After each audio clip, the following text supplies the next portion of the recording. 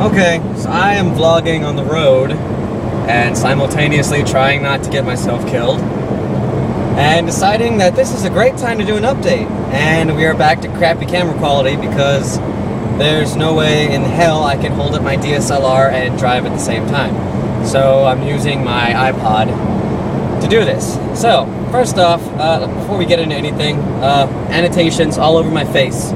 We just finished episode 3, so if you haven't seen any of those, 1, 2, and 3, probably somewhere, leave them up there. 1, 2, 3. Okay, no more.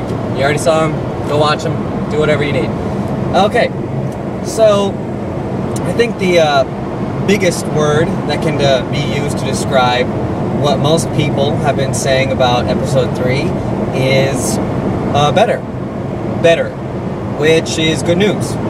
And I think it goes on to kind of give how much my involvement was in this particular episode. It was certainly much more than all the other episodes I did, and that's not to point fingers at anybody else who worked on it or anything like that. I mean, it's not a matter of I did listen to what people had said about the second episode, and I will admit there were mistakes that were made.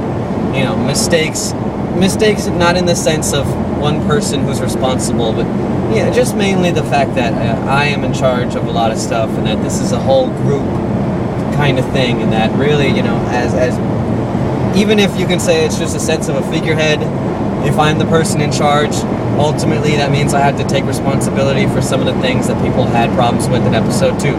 So, yes, there were things that did not go very well with viewers, and that's my fault. So I took a little bit of an extra hand in episode 3 and really took my time with some things, and really as tedious and as teeth grinding as it was, I tried my best to fix some of those things. And so it seems to me that, well, most of it worked. Not everything, because there's going to be problems on set. There's going to be things that go wrong all the time, and no matter if you have the best editor in the world, you're never going to be able to fix those. So, a better episode, much more positive response, and definitely a little bit more of a satisfied audience as far as some of the questions that have been being asked. So, good news. So, as far as updates into everything else that's been going on, for those of you guys who don't know, we have finished shooting everything, so we have to edit episode 4, and I don't have a huge grip on when that will be done, mainly because of the fact that there have been some really big things happening in my life. I'm getting off at this exit.